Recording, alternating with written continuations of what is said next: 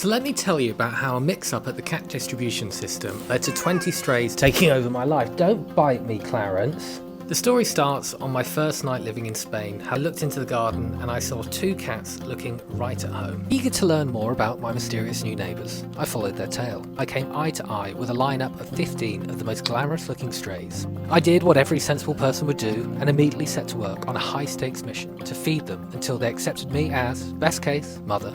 Failing that, one of their own. Feeding them became appointment entertainment, and I started filming them. After posting them online, a few people rightly pointed out that their nutritious new diet could lead to an explosion in their numbers. I got in touch with Cat Protection Palencia to see what could responsibly be done to keep their numbers down. Soon I was visited by the unofficial patron saint of strays, and one of my new all-time favourite people, to discuss their trap, neuter, return programme.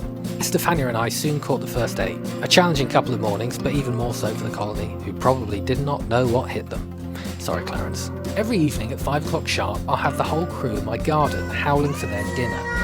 And it does feel like they're starting to take the hiss somewhat.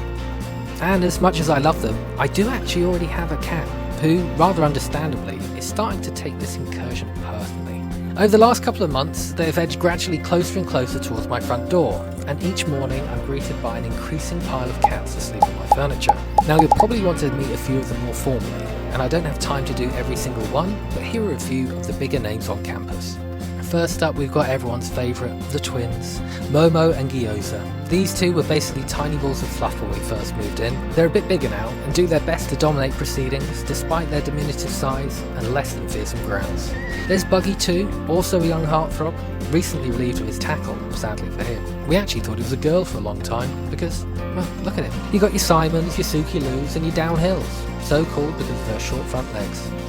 There's also Clarence. He's not part of the main colony, but he's probably the one who's getting closest to administering adoption by stealth.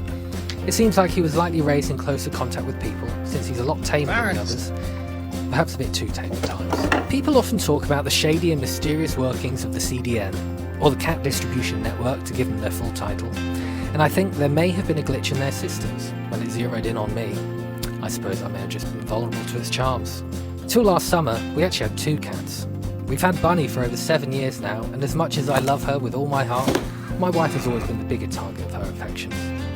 When we got our wild piggy in 2023, it immediately became clear that I'd found my cat. She was my best pal, and we sadly lost her just before her first birthday, run over by a scumbag in a speeding car that didn't even stop to let someone know. It broke my heart so profoundly that it must have sent an urgent SOS to the bigwigs at the CDN. And the rest is history.